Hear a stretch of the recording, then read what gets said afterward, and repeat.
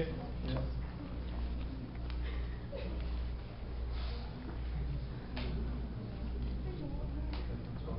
All right, please.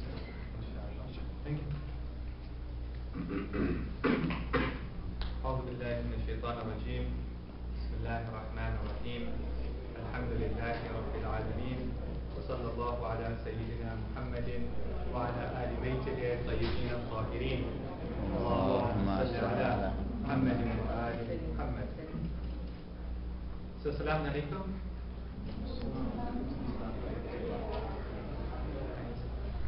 I remember when I was in grade 10, I think. It was my French class, sitting there one day after lunchtime. And we're studying in the middle of class. When suddenly one of my acquaintances, let's not say friend, one of my acquaintances stands up and he starts running around the class, like circularly around the class, trying and catch a fly. Alright? I was really surprised, like, what's this guy doing in the middle of class? We're trying to study something. Drove the teacher crazy, trying to go and catch a fly.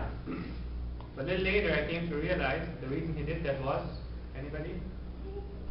He was high, right? He done hot at lunch break, not sitting in class and going through some very weird emotions and trying to run around the class trying to catch a fly. Alright? Now, can anybody tell me, when we're talking about getting high, we're trying to talk about getting high on drugs. So can anybody tell me, well, what is a drug? When we talk about drugs, what's a drug? Yes? Cocaine. Okay, that's a type of drug. It's an example. Give me a definition. What do you consider it to be a drug? Something that alters your bodily functions. Alters your bodily functions, that's good. What else does it alter? What else do drugs alter?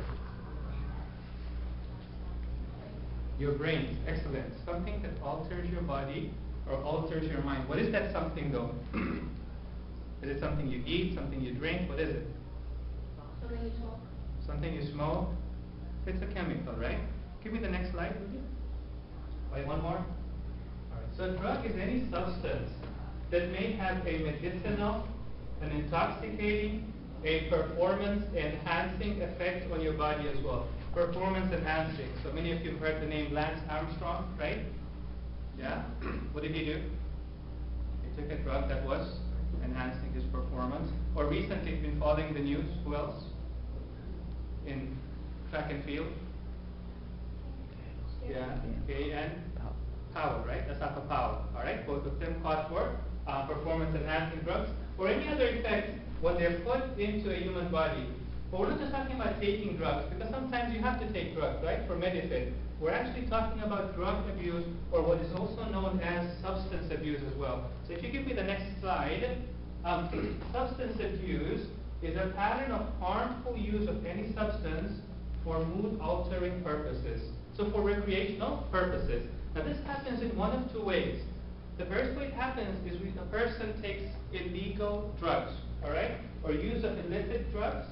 The second way it happens, and we're not going to be talking about that today, but just so that you know, sometimes people take prescription drugs, but they take them for a reason other than what it's prescribed for, or they take them in a dosage that is other than the recommended dosage, alright?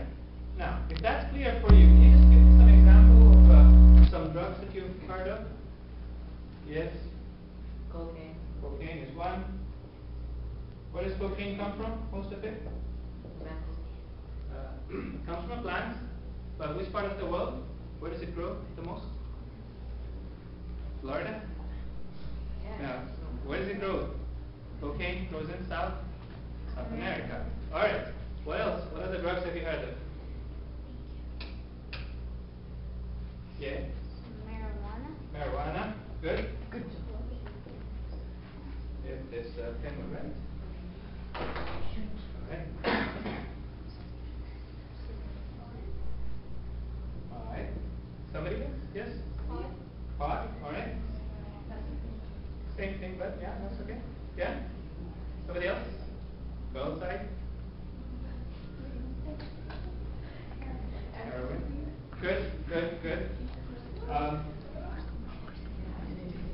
So you know these drugs, there are two types. There's one type that's naturally occurring, that grows, that comes from plants, like marijuana and cocaine. Cocaine comes from cocoa plants, or for example, heroin and hashish comes from opium plants, opium growing in, mostly in Afghanistan and that part of the world. But you also mentioned ecstasy. What's the difference between ecstasy and some of the other drugs that we've been talking about? Ecstasy does not come from a plant. It's actually made artificially or chemically. Good, excellent. Anybody else? Anything else? Can we say drinks? Sorry? Can we say drinks? Drinks? Like what drinks? Like what's wine and stuff? Okay, excellent. So give me that video, the first one. Okay. I'm glad you brought that up, because when we talk of drugs, we don't think of alcohol as a drug, whereas it turns out it is, before you play, it is one of the most dangerous drugs out there. In fact, according to this BBC documentary, which we're going to be watching for about 2 minutes, it is even more dangerous than ecstasy. And I'm going to be talking about how dangerous ecstasy can be, all right? They're saying they made up a list of 20 drugs that were dangerous, and number 5 was alcohol, all right? Beer, intoxicating wines, spirits, these are all dangerous drugs. All right. Now, one of the things that I want you to think about over here is, what did they say about the fact if alcohol had been discovered today, what would human society have done with it? Think about that question. I'm going to be asking you at the end of the presentation. Let's go. Alcohol. Give me more volume. Around since the earliest days of civilization, it is used by over 2/3 of the UK population and is implicated in around 40,000 deaths each year. The problem is that when people think about alcohol, they think about the chap that's sitting over there in the doorway with a bottle of cider.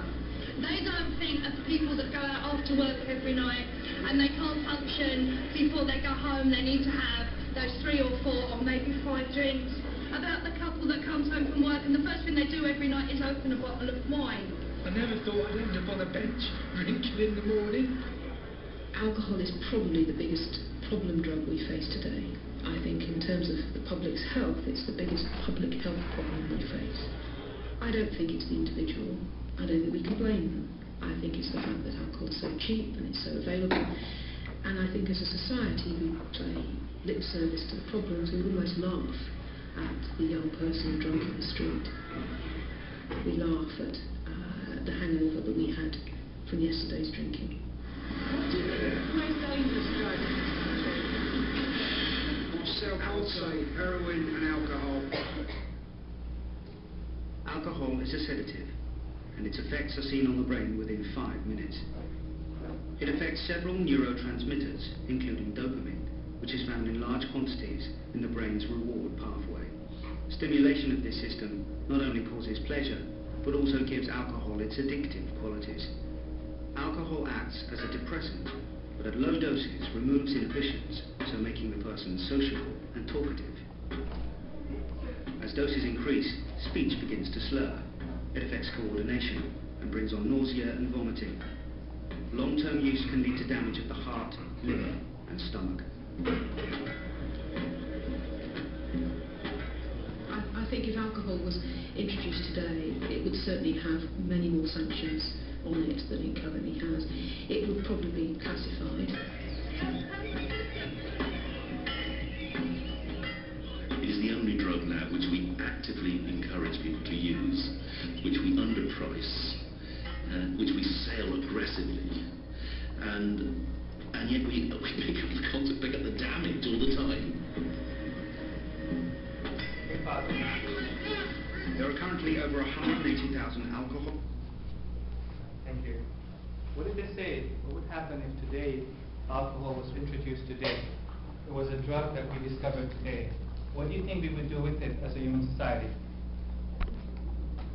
Yes? Drink it when we're stressed. Now, what did they say?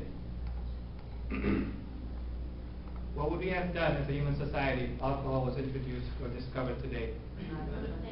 Banned it, a lot more sanctions on it.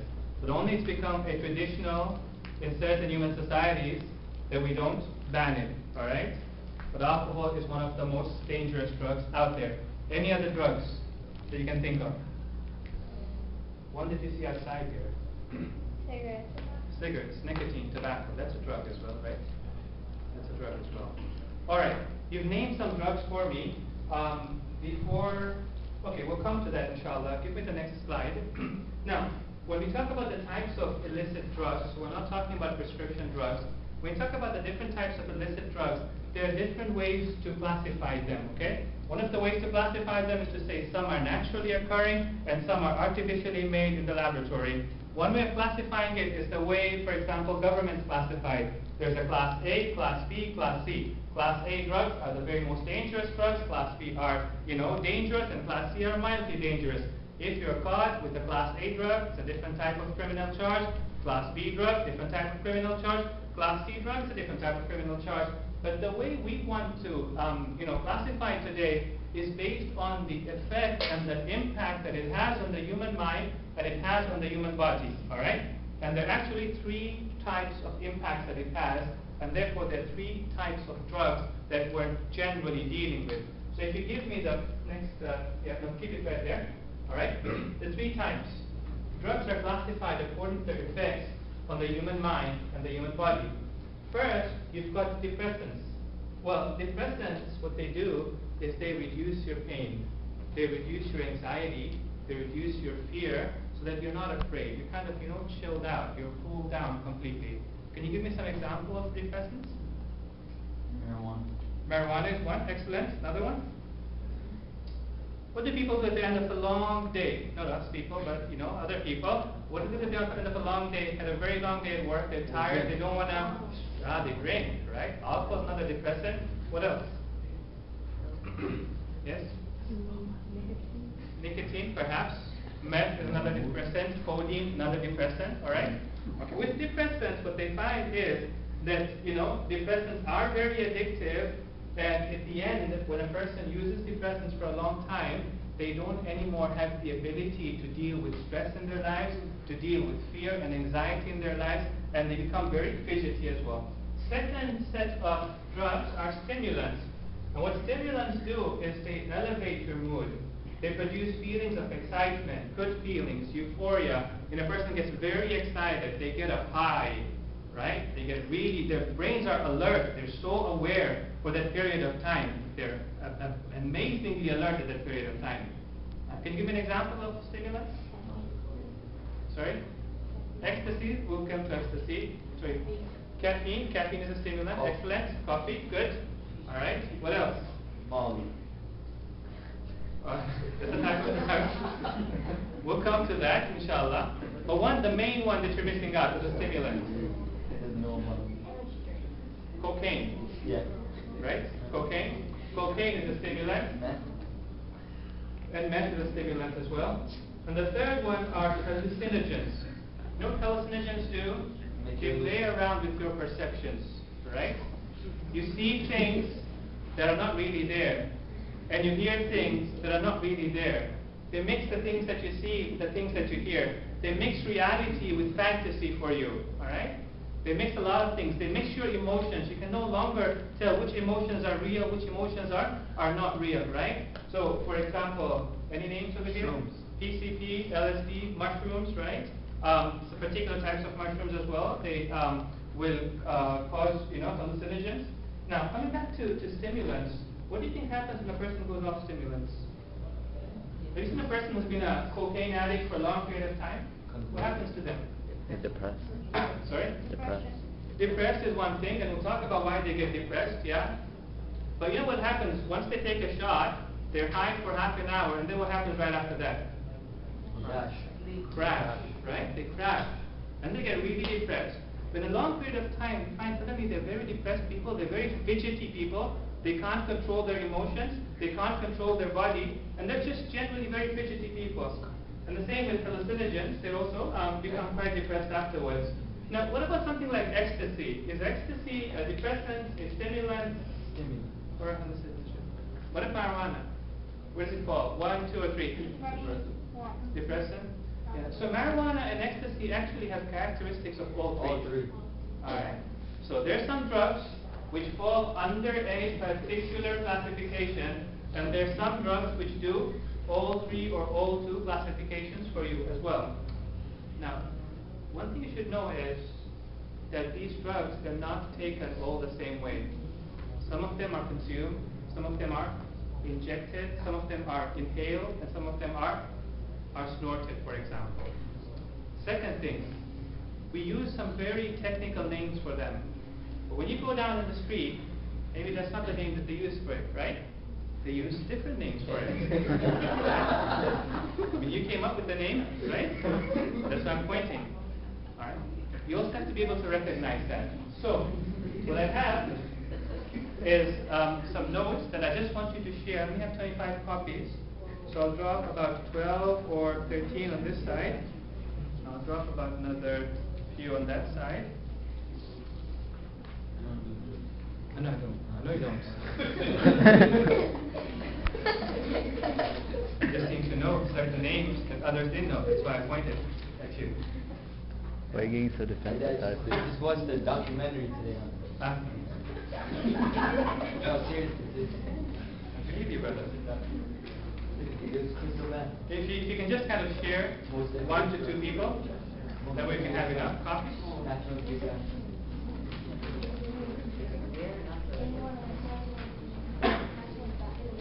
Okay, so if you can just follow me over here. 1, 2, and 3. The first one that they list is tobacco, right? Nicotine. Different names for it. Alcohol, different names for it as well. But, coming down to the cannabinoids, marijuana and hashish, if you look on the right column, you find that there are, different names that are used depending on where you live. They might have a different street name for it. And they also mention how it's consumed, if it's swallowed, or it's injected, or it's smoked, right? Even opiums like heroin and opium, for example. If you look on the second column, they'll give you different names for it. And if you look in the third column, they also mention how these drugs are consumed into the body. Does it make a difference how the drugs are consumed? What difference does it make? Sorry? How fast it gets to your bloodstream? Well, that's good, but I'm not too concerned about how fast it gets into my bloodstream. I'm more concerned about how fast it gets to my brain. All right? Okay. Because yes? I know how it works. We'll do it later. We'll do it later. Inshallah. So can anybody tell me why these drugs are addictive? What makes them addictive? The feeling? What makes one thing addictive? Like, let's say, when I eat, I enjoy my food, but it's not addictive. Maybe it is, I don't know. But when for example, somebody smokes or somebody takes drugs, after a while it becomes addictive. What makes it addictive? The happiness? Good. What's the mechanism? How does the brain make something addictive and something else not addictive? Oh, right. Excellent. Good. So let's go to the next slide. All right. Well, no, next one. Back. Next. Okay. Okay, perfect here. All right. So Allah subhanahu wa ta'ala has created a reward system within our brains. When we do something that is good, the brain rewards us. It rewards us by giving us pleasure. All right? So, for example, when you eat, what actually happens in your brain, in this area of the brain, there are some neurons over here that will release a chemical. And that chemical will go to the frontal cortex, and that chemical will go to different parts of your brain. And what it actually does, when it gets to the frontal cortex, is you've got for example, you've got a transmitter coming in, and you've got the cortex receiving it as well. There's a neuron over there that's receiving it as well. In the middle of the two, there's a gap. Where there is a gap, the signal is transmitted from here to here using neurotransmitters. Some of these neurotransmitters are like dopamine. All right? Dopamine is the drug that gets you addicted on things. It's the transmitter that gives you pleasure. Okay? Now, when you eat, for example, it will release dopamine, and your brain will feel good. So just imagine this. You've got a child, and the child is learning to eat for the first time. So you go up to the child, you take something very sweet, and you give to the child. The child eats it. The mind understands, when I ate this thing, I got a dopamine rush, and I felt really good. guess what happens the next time the child sees that thing? It desires it, it eats it, right? So having this reward system, is it a good thing or not? It's a very good thing. I mean, it keeps us alive. Some of the major important functions of our body, we fulfill them because we get pleasure from fulfilling them. Now this is a normal circumstance. This here is what happens when a person takes cocaine. When a person takes cocaine, the number of dopamine neurotransmitters released are 2 to 10 times more. Not only that, usually what happens when these are released, they get picked up over here, the signal is released, and this goes back and it's recycled in here. You see some of them are back, they're recycled.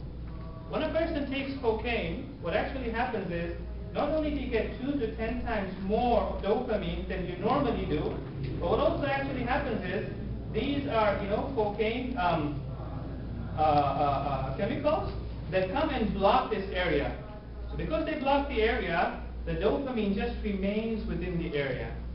Such a person, for half an hour, gets a big rush, they get a high, they feel a lot of pleasure, because 2 to 10 times the dopamine is there in their brains, until it collapses and they get a crash.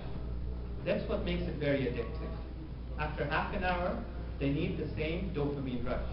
Now what happens to such people, do you think, when they don't have cocaine? Less dopamine. So what happens then? Less pleasure, you become depressed. Less pleasure. Not just less pleasure from, for example, not having drugs.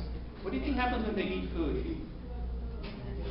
Do they appreciate food the way me and you appreciate food? No, they don't. Because they're used to having 2 to 10 times more pleasure, and eating food doesn't give them the same pleasure. They don't experience and enjoy life like me and you experience and enjoy life. What happens when they try to kick the habit? When you have addiction, a person has an addiction, and they try to kick that addiction, what do they go through? They go through withdrawal, right? What's withdrawal? Withdrawal is the brain saying, I need my dopamine. Where's my dopamine, right? I'm used to a lot more dopamine than this. Where is it? So how does a person try to compensate for it? A person who's trying to quit smoking, how do they compensate for it? Yes? Nicotine gum. Nicotine gum, or let's say they don't have nicotine gum, what do they do? People who, for example, quit smoking, one thing that they do is they gain. Why do they gain weight? They eat more. Why do they eat more? Because they want more dopamine. Can you show me the next clip? So this is just exactly what I explained to you right now, but in the form of a clip. Alright, let's watch it. Our brains are composed of networks of billions of tiny nerve cells. Signals race around these networks, crossing the gap between the nerve cells using chemical messengers. One network is dedicated to making us feel good when we do something that is essential to survival, such as eat, drink, or have sex. Normally, when this network is activated, the nerve cells in it release the feel-good chemical messenger, dopamine. Dopamine travels across the gap from one nerve cell to receptors on its neighbor, triggering a chain reaction which makes you feel good. This dopamine then returns to the nerve cell that released it for further use. Cocaine hijacks the feel-good network in the brain. It causes huge increases in the amount of dopamine throughout the network, flooding the brain with feel-good chemicals. And it also stops the dopamine returning to the nerve cells that have released it, meaning more and more builds up. Cocaine blocks something called the dopamine transporter, and what that does is it mops up dopamine that sits in the space between two cells. And if that reuptake is blocked, what you get is an awful lot of dopamine floating around this space. The flood of dopamine sends the feel-good network in the brain into overdrive, producing a sense of euphoria and self-assurance, making the user more animated and talkative.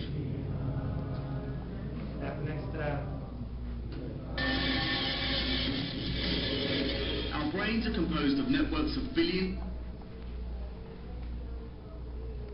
Okay, so now we understand, what we mean when we're talking about drugs, and you also understand how drugs work and how they make us addicted. Now the next one I'll talk about is Islamic ruling on drugs. So I'm going to divide it into three parts. The first is the consumption of alcohol. The second is the consumption of cigarettes, tobacco, nicotine, shisha, whatever it is.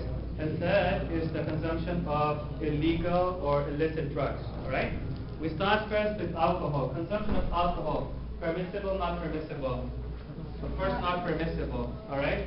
And consumption of any amount of alcohol, regardless of whether it intoxicates you or it doesn't intoxicate you. Because sometimes a person can say, if I have a little bit, it's not going to intoxicate me. As long as it doesn't intoxicate me, I should be able to have it. Should I? No, I can't have it. All right? The hadith says very clearly, whatever, a lot of it intoxicates, a little bit of it is even haram. What if I put it into my juice? So let's say I do a 50-50, I spike the drink. Is that okay? No, it's not okay. That's haram as well, alright? And it's not a minor thing. It's a very dangerous thing. The hadith about it are very, very strong. The Prophet of Allah, he condemned 10 people. 10 people with anything to do with alcohol. The person who consumes it, the person who serves it, the person who makes the grapes for the sake of consuming alcohol, the person who transports it, the person who sells it, the person who benefits from it, the person who serves it. About 10 different people were condemned for either consuming alcohol or for making it possible to consume alcohol. What's also interesting for you perhaps is the next one. Next. Okay, sitting at a table where alcohol is served is also prohibited. You walk into a restaurant with some of your friends, you sit down at a table, they order alcohol. For you to sit at that table, is it allowed or not? It's not allowed. What about going to a restaurant where they serve alcohol, but you're not sitting at a table where alcohol is being served? Yes or no? Yes. Okay, let's have a vote. How many say yes? How many say no? Okay. So technically speaking, if you go into a restaurant, and although they serve alcohol, you sit at a table where they're not serving alcohol, it is allowed, but perhaps not something that you want to do anyways. Next one, what about cigarettes? Is it permissible to smoke cigarettes? Yeah. Yes or no? No. Is it permissible or not? Yeah. Yes. So even though it's harmful for my body, it's permissible? Not really. So how do I know? Where's the line? Where do I draw the line? When you get cancer. When you get cancer? When you get cancer, it becomes haram? Where do I draw the line? Anybody? If you can just give me, consumption of tobacco is prohibited if and when it causes significant harm to the body, right? Depending upon somebody's age, depending upon their health, depending upon their situation, depending upon whether they can control the addiction, they can't control the addiction. The moment they realize that continuing to smoke right now for me is going to cause significant harm to my body, consumption of tobacco becomes haram as well. Next one is other illegal drugs like cocaine, marijuana, opium, LSD, ecstasy. Use of such drugs is completely prohibited. Why? Because our bodies are not our bodies. Our bodies are given to us by Allah subhanahu wa ta'ala. They're a blessing. They're an amana. They're a trust. We're supposed to take care of them. We have a responsibility to take care of our bodies. And more important than taking care of our bodies is to take care of our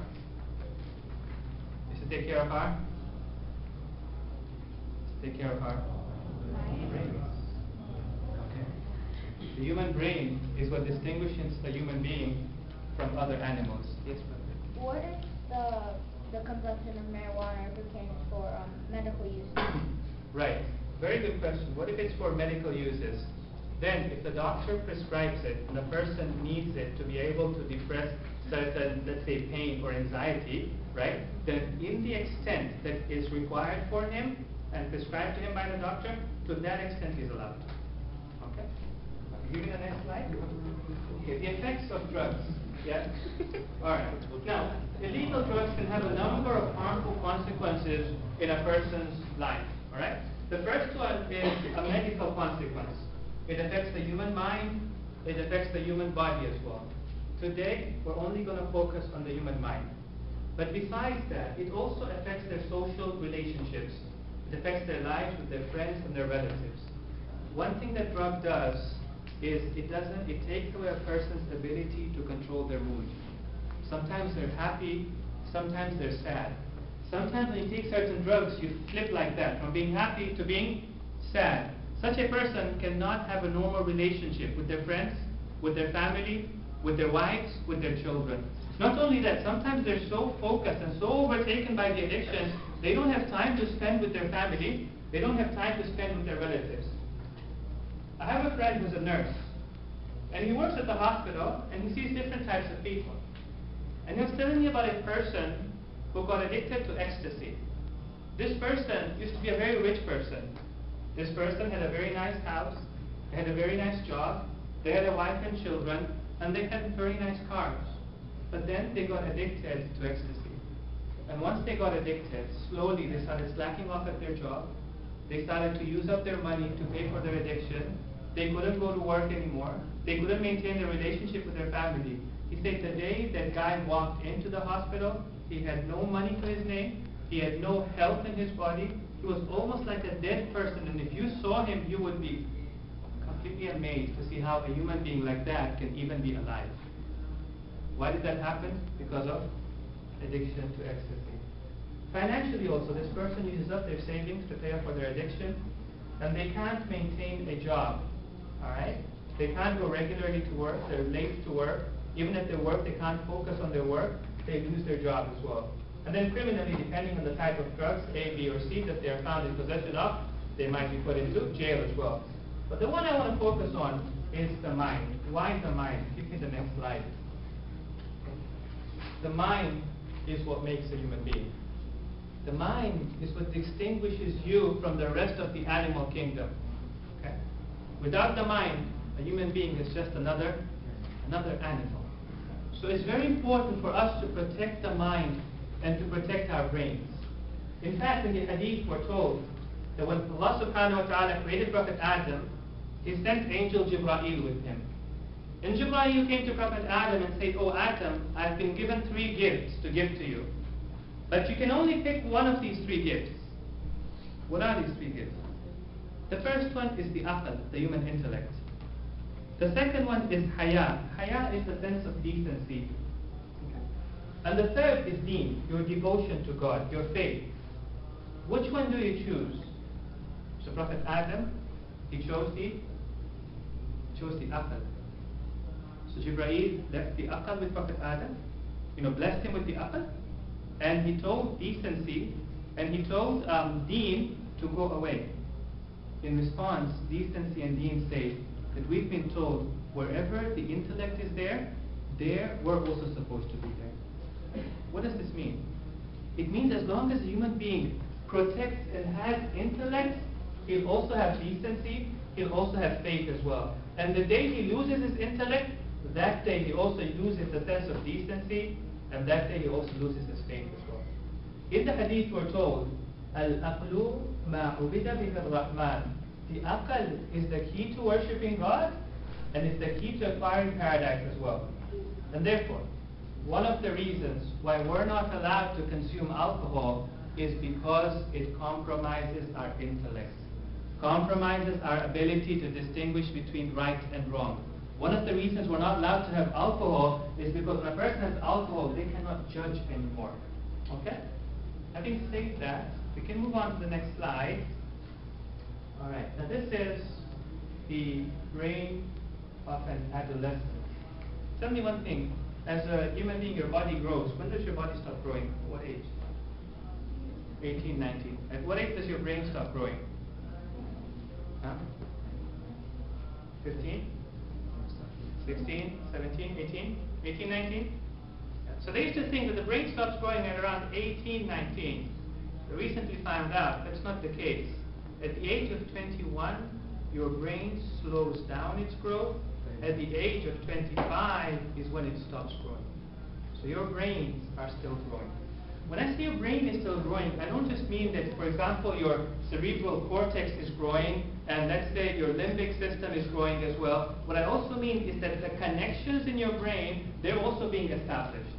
This is a very key part of your life, a very key part of your future as well. If anything happens to the development of your brain right now, you're not going to be able to make up for it. Look at this picture. When a person is 5 years old, the blue that you see over here, that is representing the connections between different parts of his brain. As a person grows and they become, let's say, 10 or 15 years old, the connections get established and more connections are established until, the whole brain, different parts of it are connected to other parts. These connections are very important. These connections allow you to transport information from one end of the brain to the other end of the brain. Okay? Sometimes a person is trying to talk. Sometimes I ask you to think of something. Let's say I close your eyes and I put a smell in front of you. And after a while, when you smell it, you realize what it is. Suppose you come to realize that that's the smell of a rose. Okay? I ask you what it is. What is it? And your brain immediately wants to say what? Rose. But then I tell you, no, wait, don't say anything. I tell you, tell me the same word in a different language. It takes you a while to answer that, doesn't it? What do you think the brain's doing? It's trying to access a different part of your brain, right, where you store that different language, where you store your second language, and after it accesses that, it comes back to the original part of the brain where your speech is created, and it tells it this is what it is called, alright? Can you imagine what would happen if the part where you generate speech and the part where you store your second language, the connection between the two is not strong? What happens? Or even if somebody, not their second language, but their first language, the connection is not the same, what happens? It's called it's called a... Stutter. Yeah, like that, right? That's what happens, right? That's what the brain is trying to do. It's trying to regenerate pathways. It's trying to create new pathways, but it can't. Why? Because those pathways are either blocked or those pathways are non-existent. So, it's very important that as you're developing and as you're growing, that you make sure that nothing stops the development of your brain and the development of pathways between the parts of the brain as well. Okay, let's go to the next slide now. Right. Now, how many of you have studied the human brain in your biology class? Studied the human brain. Okay. Let's start from the bottom and we go to the top. We start from the bottom. This is known as the brain stem, or also known as the medulla oblongata. What does the medulla do? It's connected to your spine. What does it do? What does it take care of? The transfer of the movement of nerves. Movement, okay. But the beating of the heart and the breathing of the lungs, right? Your involuntary movements of the body are controlled by the medulla. Even if you have a person who is brain dead or in a vegetative state, you find that although the rest of the brain has died, the higher brain functions are gone. This person can't think anymore, but as long as the brain stem is working, this person is alive, they're still breathing, all right? Now, sometimes certain combination of drugs, now this medulla is very resistant, but sometimes certain combination of drugs, they come and even hit at the medulla, and once the medulla is hit, it's compromised, that person is dead. Okay. Second one I'll talk about is the cerebellum. Does anybody know what the cerebellum does? Cerebellum allows you voluntary control. Right now that I'm doing this, it's because my cerebellum is active, alright? Not only your voluntary control, but also your fine movement as well. It allows you to play sports, alright? Our positioning, our equilibrium. You know what gives us equilibrium? Our ears, they take in information, alright? They provide the information to the cerebellum processes it, and gives me equilibrium, alright? Now usually, when somebody is not intoxicated by alcohol or by drugs, if you ask them to close their eyes, take their finger, and put it on their nose, they can do that, right? Because they have voluntary control of their hands, okay? But what happens when a person is intoxicated? When you try to tell them to do that, what happens? They can't. Why? Because the alcohol or the intoxication or the drug has affected the cerebellum. What else can't they do? Person who's drunk. They can't walk, right? They don't have a sense of equilibrium. Why? Because the alcohol has also affected the cerebellum as well. What I want to talk about today, though, are the higher brain functions and I want to talk about the limbic system as well. The limbic system is our primitive method of responding to stimuli. The limbic system is a collection of structures evolved in emotion, motivation, memory, and other functions which are critical to survival.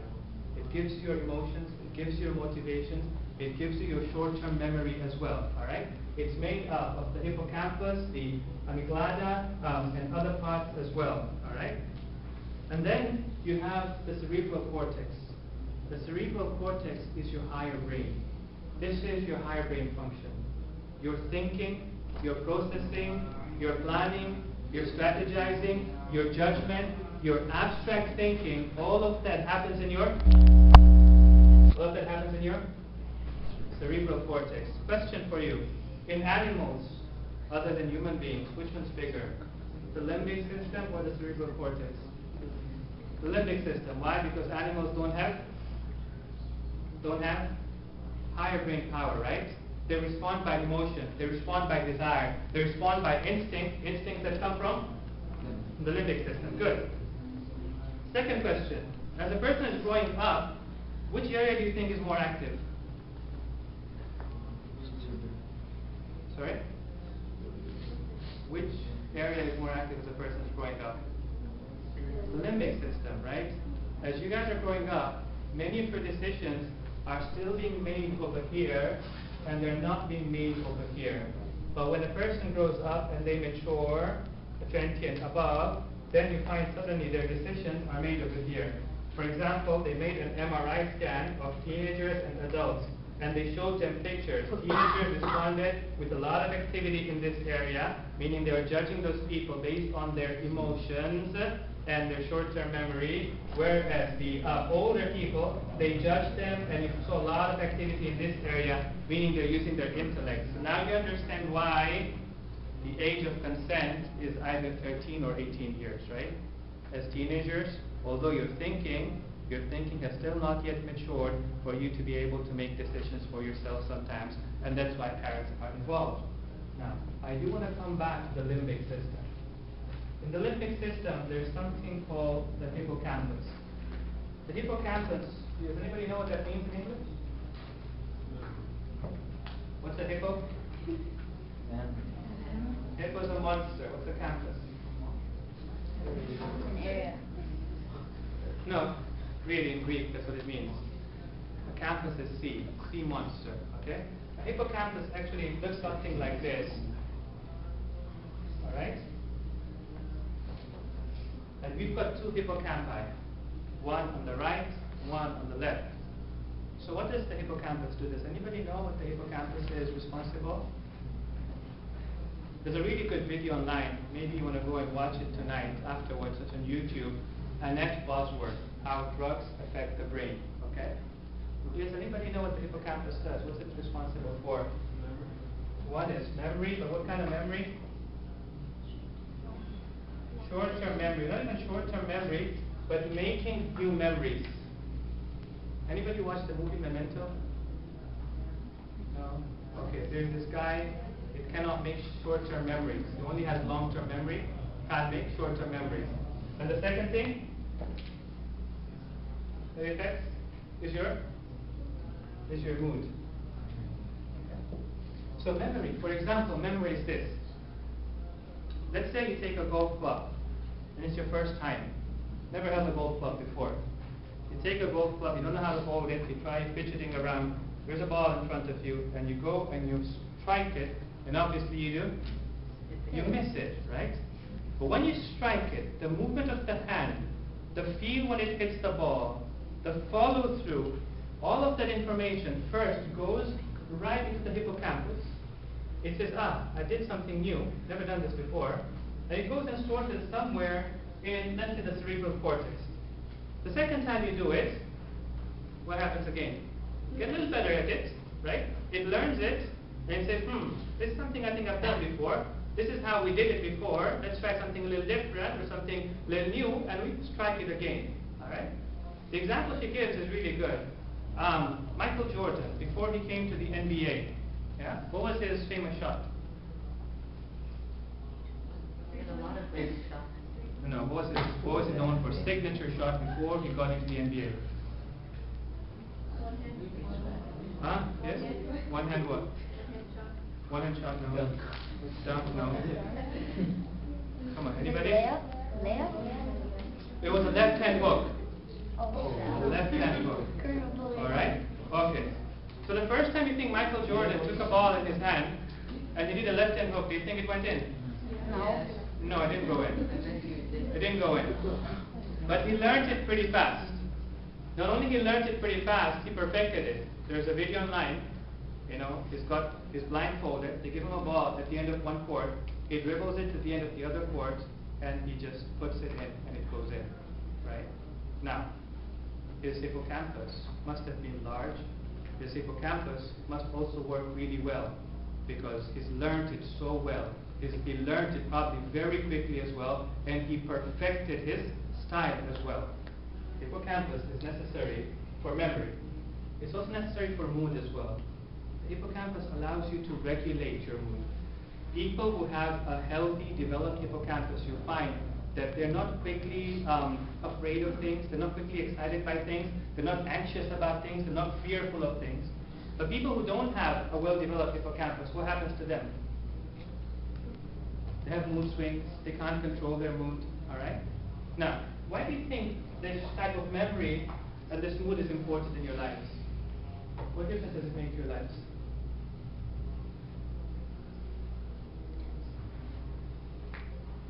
What difference does it make to your lives? So I can't make new memories, okay? I can't control my mood. I can't remember anything. I'm not going to remember things, I just can't learn things really well. What difference does it make to your lives?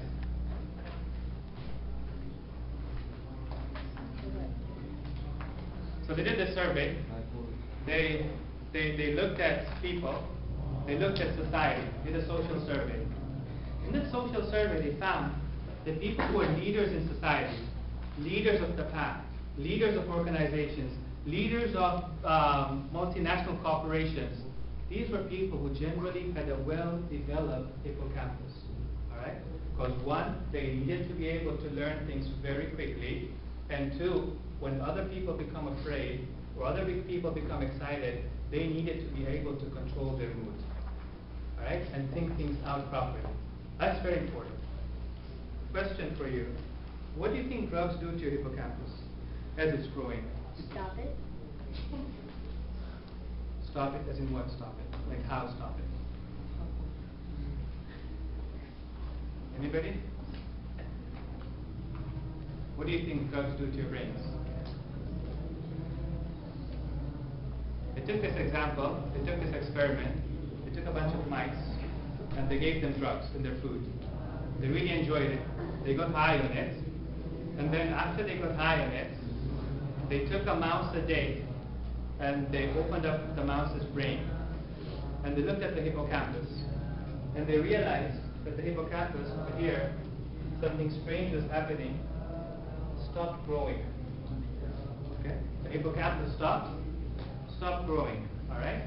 So every day they'll open up a new brain to see, well, it stopped growing, but when exactly is it going to start growing? How long do you think it took?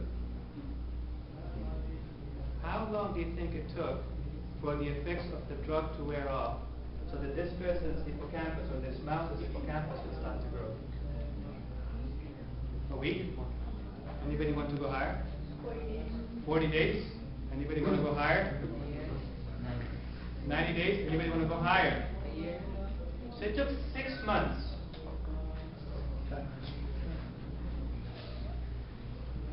6 months before the hippocampus started to grow again. Okay? How much drugs do you think they have to take? How much drugs do they have to take? In a week, how many shots? 3 shots. That's all it took. 3 shots in a week. And the hippocampus starts to grow. Now, let's say a person's hippocampus has not been growing for about a month, or let's say it's not been growing for about a year, and then they stop doing drugs, it starts to grow again. How long do you think it takes for them to catch up? the same growth, how long does it take? Sorry, yes? For 1 year of lost growth, how long does it take to catch up? Sorry? A decade? It takes 2 years. It's 1-to-2 ratio. So every 1 year that you lose in the growth, it takes about 2 years to make up for that. And guess what happens if you do it at the age of 20 or 21? It never grows. That growth never happens. If you go from 16 to 20, in an age where your hippocampus is not growing, well, then that's it. You lose that. You know what you lose? You lose the ability to learn. You lose the ability to control your emotions. You lose a lot of things. Okay? The other thing that you also find is that the use of drugs, it rewires your brain system as well.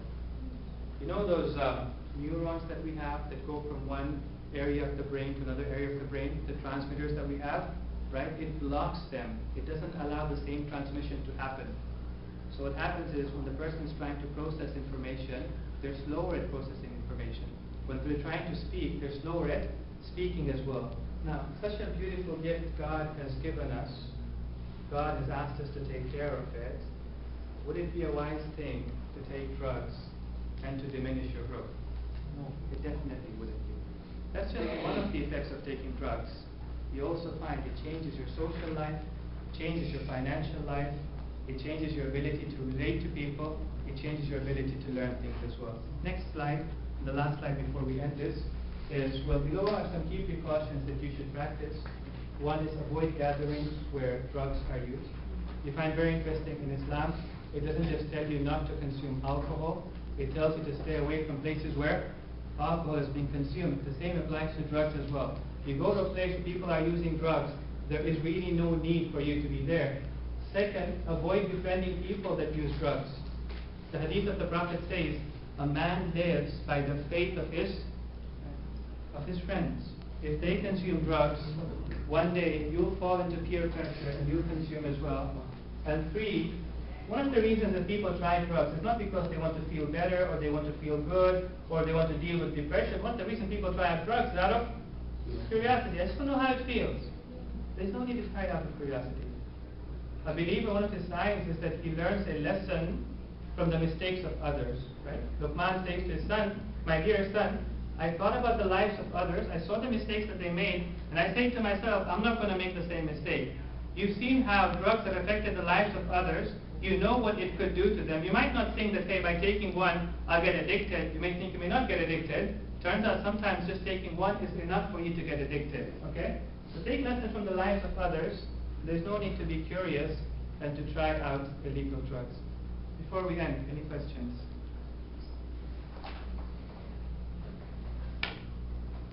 Any clarifications on the laws or the ethics?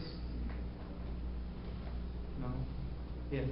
You said there's one of the reasons that we can't consume alcohol is because it impairs our ability to function when we're intoxicated. Yes. What are some of the other reasons why it is not prohibited in Islam? The other reasons why it's not prohibited, it's prohibited in Islam because perhaps overconsumption of alcohol also affects the kidneys. Overconsumption of alcohol also kills brain cells. Consumption of alcohol, when a person has consumed alcohol, we're told in the hadith, because he can't judge, he can go and do anything. He can even go and kill a person, for example. A lot of domestic violence happens sometimes when people are intoxicated. They go into the house, they're not thinking what they're doing, and they start hurting other people. Consumption of alcohol is also not allowed because it creates enmity between two people. I don't know what I'm doing. I say things which I didn't mean to say. I would never have said them if I was, not intoxicated. But now that I'm intoxicated, one of the results of being intoxicated was the first thing. It removes the inhibition of talking, right? People who have a little bit to drink, suddenly they talk a lot, right? So a person starts talking a lot, starts saying things that hurt people's feelings, saying things that are secrets, saying things that they should not have been saying. They start saying those things. It creates enmity between two brothers, enmity in the family. These are some of the reasons for why alcohol is not permissible in Islam. That was a good question. Any other questions? Yes? What is bath salts fall under? Sorry? Bath salts. I don't know if you've seen it. No, I haven't. Yeah, there's like people. It's like You know the stuff that you put in your bath? You Okay. sit inside? Oh, No, wait. seriously. You sit inside the bath and you put that... Right. Yeah, you crush it down, they sniff. They sniff it. I'm not exactly sure what You ever heard it? that is. Church is crazy. Okay. You become like zombies. All right. Sallu ala Muhammad wa ali Muhammad.